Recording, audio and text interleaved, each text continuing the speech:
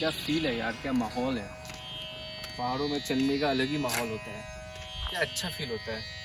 पर मैं अभी ये सोच रहा था कि पहाड़ों में तो चलने का फील बहुत लिया,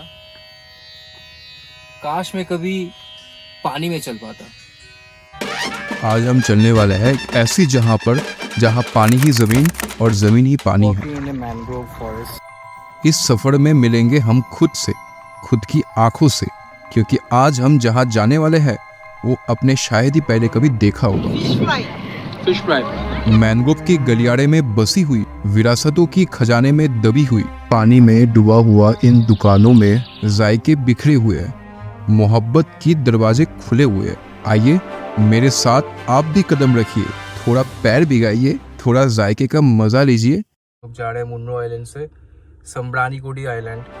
अरब सागर से चिपका हुआ, अष्टमुदी लेक से जुड़ा हुआ इस तिलिस्मी पानी दुनिया का सुनहरी वादी में आपका खैर मकदम। नमस्ते दोस्तों, वेलकम टू डिस्कवर ब्लिस। आज हम आपके लिए लाए हैं एक अनोखी कहानी, एक अनोखी दुनिया जहां पानी में चलना मटकना एक आम बात है। इस द्वीप का नाम उन चीनी व्यापारिक जहाजों से लिया गया है जो प्राचीन काल में यहाँ लंगर डालते थे और जिन्हें स्थानीय रूप से चंबरानी कहा जाता था। गुजरे हुए वक्त के साथ चाइनीज शिप्स वापस चले तो गए, लेकिन लोग इस आइलैंड को आज भी संब्रानीकोडी नाम से ही जानते हैं। लेकिन इतिहास के इतनी परत चढ़ी होने के बावजूद संब्रानीकोडी का ये मैंग्रोव आइलैंड आज भी वही का वही है। अष्टमुदी झील के दक्षिणी सिरे पर स्थित संब्रानीकोडी एक सुनहरी द्वीप है जो आपको ईश्वर के अपने देश में बादस्तूर सुंदरता का आफरीन झलक का अनुभव कराने के लिए आमंत्रित करता है। ये जगह है केरला के कोल्लम शहर से महज 10 किलोमीटर दूर। तो दिन है आज 15 अगस्त। इनके रंगरेज का कलाकारी देख, मोहतरमा को देख। स्वतंत्रता दिवस के इस माहौल में मुझे बहुत फ्री सा फील हो रहा था। मुन्नो आइलैंड में सुबह का आगाज होते ही हम एक और तिलिस्मी आइलैंड का खोज में निकल पड़ा।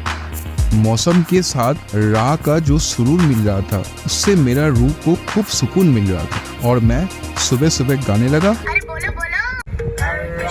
वक्त धीरे धीरे पहली पहर को पीछे छोड़ता जा रहा था और हमारी गाड़ी इन आइलैंड में बसी हुई आबादी को पीछे छोड़ते हुए रोके हुए वक्त की रास्तों के इन पेचीदा जाल में दाखिल हो चुकी थी। सड़क के दोनों तरफ नारियल का पेड़ लाइन से बिछे हुए थे, जिसके इर्द गिर्द भरा हुआ था हरियाली का एक और परत। अष्टमुदी लेक के किनारे गाड़ी चलाते हुए मुझे महसूस हुआ और डरावना है। संब्रानीकोडी तक यात्रा मेरे चल पड़े हम लॉर्ड ऑल्टो के सहारे। मंजिल है आज हमारा अष्टमुदी के किनारे, मिलेंगे आज हमें संब्रानीकोडी के नज़ारे और खाएंगे ऑयस्टर्स पानी गांव के बहारे। ये है वादी केरला की एक और चमकते हुए सितारे। हमारे गाड़ी इन इमारतों को पीछे छोड़ते हुए आइलैंड के वादी से घेरा हुआ तिलिस्मी दुनिया का नायाब नगरी में खोता जा रहा था। एक जैसे दिखने वाला रोड्स पे डाइवर्सन्स अनेक थे। It's gonna be interesting for sure. थोड़ा ट्रिकी तो था उस आइलैंड को ढूंढना, जैसे मानो गूगल मैप्स ही हमारे साथ एक खेल खेल रही हो। मक्खन जैसी रोड तो थी, लेकिन थी बहुत पतली। केरला के रोड पे चलते हुए हर एक चीज में आपको एक यूनिक टच मिलेगा, चाहे वो लोकल बस हो या हो चर्च की आर्किटेक्चर या फिर वॉल में किए हुए graffiti. Country with in a country, Hindustan सही में डाइवर्सिटी का दौलती है। झील का झलक मिलते ही हमें पता चल गया था माहौल थोड़ी जादुई है। हम तुरंत गाड़ी पार्क करके ये जानने में लग गए कि उस जादुई दुनिया आखिर है कहाँ। बादलों की साय में, अरेबियन तट की बाहों में और झील की पनाहों में हमने 100 रुपीज पर पर्सन डीटीपीटी से जैसे ही टिकट लिया, एक बोट में हमें बैठने का इशारा किया गया। रंग बिरंगी खिलौने नुमा मोटर बोट्स बड़े ही सलीके से झील के किनारे सजा हुआ था, जो कि उस जादुई दुनिया का शहर कराता है, जिसे देख के मेरे तसब्बुर के घोड़े दौड़ने लगे। संब्रानीकोडी आइलैंड की तफ्तीश में मुझसे और सब्र नहीं किया जा रहा था। आखिर मैं इतना एक्साइटेड क्यों हो रहा था?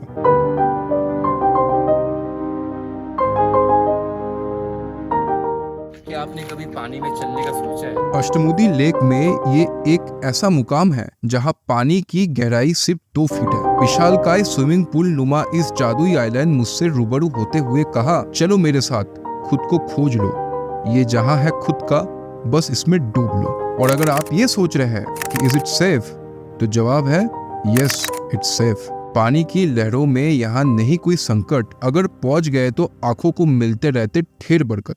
इस शैलो आइलैंड में one of the most peaceful walk करते हुए बहता हुआ पानी का ठंडक और सुरसुराती हवादन को छूते हुए हमें कर दिया काफी हैरान तो हमें यहाँ की मंजर भी कर दिया। पानी में आधा पैर डुबो के यहाँ के लोकल्स छोटी छोटी टेबल्स में बड़े ही सलीके से खाने पीने का खट्टा मीठा तीखा दस्तरखान सजा रखा था। इनमें से कुछ बड़े ही नायाब थे। क्या माहौल है! ये देखने के लिए हम लोग आए हैं इतना दूर। आइलैंड को चारों तरफ से झांकते हुए आंखों का पैनोरामा शॉट पूरा हो ही रहा था कि मुझे कुछ जायके का खुशबू मिला। खुशबू की इशारों से हम एक फूड स्टॉल के आगे आके दाखिल हुआ, जहां एक औरत अपना लंच कर रही थी। तो उन्होंने मुझे अपने तरफ बुलाते हुए एक फिश फ्राई ऑफर किया। ना चाहते हुए भी हम मना नहीं कर पाए। बड़े ही लजीज और कुरकुरी। भीगा भीगा सा समा में चारों तरफ लोग इधर उधर मटकते हुए इस तिलिस्मी दुनिया से रूबरू हो रहा था। तो कहीं उसी मटकता हुआ लोगों के बीच में से नाव भी तैरते हुए अपना रास्ता बना रहा था। तो कहीं मैंगो की डाली में लोग बैठकर गुफ्तगू कर रहा था और मैं बातों बातों में इन्होंने हमें उनका घर से लाया हुआ होममेड डिशेस का एक के बाद एक जायका लेने का आर्जी किया। मोहतरमा को ये सही नहीं लगी और मुझे डांटना शुरू कर दी और कुछ कुछ बोलने लगी। एक दूसरे के खाना खा रहे। तुम क्यों खा रहे फिर हो? कुछ देर बाद खाने में व्यस्त है। टेस्ट करो। जायके का स्वाद तब तक हमारे अंदर फैल चुका था, जिसके नशे में मदहोश होके हम खाने लगे। खुद की लंच का डब्बा से मुझे बना के दी एक थाली, वो थी आइलैंड में एक खाना बेचने वाली। उनकी मुस्कान नहीं थी वो प्यार से खाली, मना करने के बावजूद वो मुझे प्रॉन्स देते ही चली। जायका ऐसा जी करे मैं बजाऊं उनके लिए ताली। मेहमान नवाजी देख आ रहा था दिल से रिस्पेक्ट खाली। जायके के साथ मंजर देख मैं गाने लगा या अली और आप सब लोगों को डिस्कवर ब्लिस की तरफ से हैप्पी दिवाली। गुफ्तगू करते हुए हमें बिल्कुल घर सा फील होने लगा, जैसे मानो मेरा इन लोगों के साथ कोई पुराना रिश्ता है। बुझते तो बात नहीं, क्यों बोलते? लैंग्वेज बैरियर तो था, लेकिन मेहमान नवाजी में कोई बैरियर नहीं। हर बाइट में था घर की खुशबू। हमें बस ये जगह नहीं, हमें इस जगह के लोगों से भी मोहब्बत सा हो गया। कौन ही करता है ऐसा आज का जमाने में। मोहब्बतों से मन तो ठंडा हो रहा था, लेकिन शरीर को थोड़ा ठंडा करने का इरादे से हम कुछ ठंडा पीने का आर्जी किया। कांच की ग्लास में आसमानी रंग की मॉकटेल, खुला आसमान के नीचे पीने में जो ठंडक मिला, शरीर के साथ साथ रूह को भी चैन मिला। हमने उनके शॉप का सबसे एक्सक्लूसिव जायका ट्राई करने का फरमाइश किया तो उन्होंने हमें एक और प्लेट सजा के दी। ऑयस्टर्स विद कप्पम, सलीके से पकी हुई, इतनी मुलायम, इतने जायकादार ऑयस्टर्स इसके पहले मैंने कभी नहीं खाया था। सच में ये जगह का वाइब ही अलग। पानी में खड़े होके खाया मैंने खाना, जहाँ चाइनीज ट्रेडिंग शिप्स की छुपी है कहानी पुराना। मोटर बोट्स ही इकलौता ऐसी जिससे यहाँ लोग करते आना जाना। बहता हुआ नाव को डाइनिंग टेबल बना के जब मैंने खाया खाना, मुझे ऐसा लगा क्या ही रखा है आजकल के जमाना। यहाँ के खुशनसीब लोग नहीं करते हैं दुनियादारी के परवाना। क्या खूबसूरत एहसास, मुझे ऐसे जादूगरी दुनिया में रोज आना। इस पानी दुनिया में आसपास का मंजर का बादस्तूर नूर देख के मुझे इसकी गहराइयों में डूबने का मन सा होने लगा, क्योंकि तैरते हुए मैं इतनी बड़ी भीमकाय लेक को कवर नहीं कर सकता था। तो हमने ले लिया एक और कश्ती और निकल पड़े समरानीकोडी के किनारे बसी हुई छोटी छोटी फिशिंग विलेज का जायजा लेने। तीखी धूप के दायरे में हमें गर्मी तो लग रहा था, इसलिए मैंने सोचा थोड़ा डुबकी लगा लिया जाए। इसी बहाने माजी को लेक के इस हिस्से का गहराई पूछा तो इशारे से मैं समझ गया ये काफी गहरी है। चलो कोई ना, वाटर बाथ नहीं तो सनबाथ ही सही। और मैंने सूरज छोड़ सुरसुराती हवा का मजा लेने लगा। बीच समुद्र में तैरने वाला मछुआरे का कश्ती सब इस गांव के किनारे सलीके से सजा हुआ था और उसमें से कुछ समुद्र जाने के लिए तैयार हो ही रहा था। प्रकृति के साथ चलने का मतलब हजार चमत्कारों को एक साथ देखने जैसा है। कुछ ठहरा सा दिखता है, कुछ गहरा सा दिखता है, किसी पाक नजर या कुदरत का यहाँ पहरा सा दिखता है। इतने सारे भीमकाय नाव, बादलों से भरा हुआ आसमान के नीचे खड़ा देख मुझे कैरिबियन सा फील आने लगा और खुद को एक पायलट। सच में ये जगह काफी फिल्मी थी। आगे बढ़ते हुए पानी की फैलाव और गहरी होती जा रही थी और आबादी तंग। सूरज के रोशनी सुस्त हो रही थी और आइलैंड सुनहरा। डूबता हुआ आफताब का नुमाइश देख मेरा तन और मन में खुशनुमा एहसास का उदय हुआ, जिसे अल्फाजों से बयां करना बेहद मुश्किल था। यहाँ की सुबह जितनी खुशगवार होती है उतने ही खूबसूरत यहाँ की शामें। नीले रंग की कैनवास में दूर कहीं से पीले रंग की सुनहरी रोशनी बादलों को चीरते फाड़ते हुए पानी का नाजुक परत के ऊपर जो स्केच बना रहा था, वाकई कैनवस में चार चांद की जरूरत ही नहीं था। सूरज अकेला ही काफी था। सम्रानी कोडी का ये जहां है खास, इस आइलैंड का कहानी है बिल्कुल झकास। बहते टहलते मटकते हुए कुछ यादगार लम्हे का तामीर करते हुए वक्त कैसे तीसरी पहर को तेजी से पार करते जा रहा था पता ही नहीं चला। क्या ही मजा आ रहा था। वापिस लौटने वक्त कच्चा आम का खट्टा जायका लेते हुए इस खूबसूरत सॉल्ट वाटर लेक की मंजर का जो एहसास मिला, उससे मेरा आंखों के मीठापन का प्यास खूब मिटा। आप लोगों का लाइक्स और कमेंट्स से यूट्यूब एल्गोरिदम में हेल्प होगा, जिससे मेरा रीच बढ़ेगा। Do needful. आइलैंड को अलविदा कहना था पर मैं थोड़ा थम सा गया था। शब्द की कमी है बात अगर मेरा अंदर का एहसास बयां करने का हो।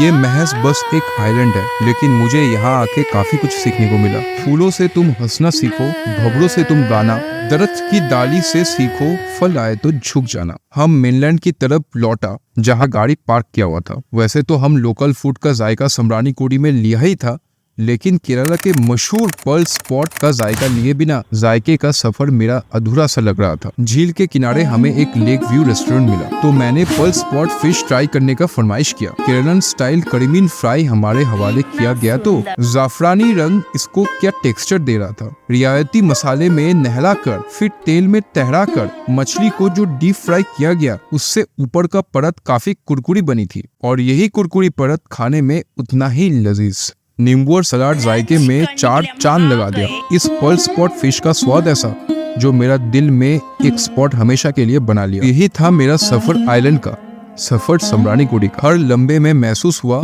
इस जगह की अनोखापन, जो कि बाकी दुनिया से मुख्तलिफ है। ये दिन सिर्फ एक सफर नहीं बल्कि एक अनोखी अनुभव की मिसाल था। सम्रानी कोडी आइलैंड की जिंदगी, वहाँ के लोग और उनका मेहमान नवाजी, कुछ देर के लिए मैं थम सा गया था और सोचने लगा, क्या ये सही में धरती का हिस्सा है।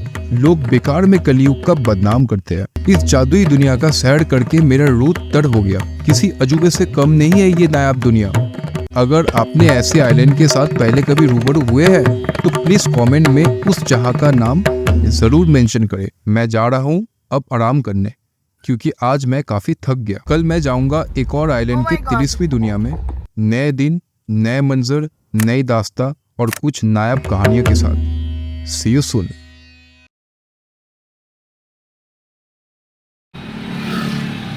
अन्ना